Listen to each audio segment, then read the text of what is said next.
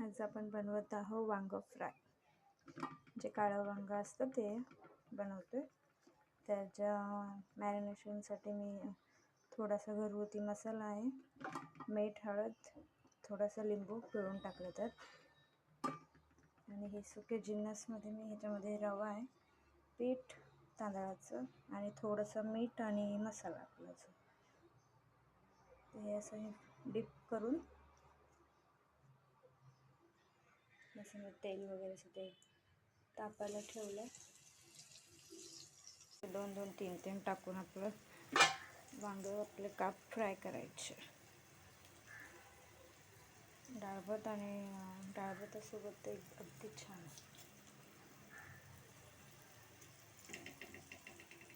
वांग्याचे काप खाण्यासाठी रेडी आहे.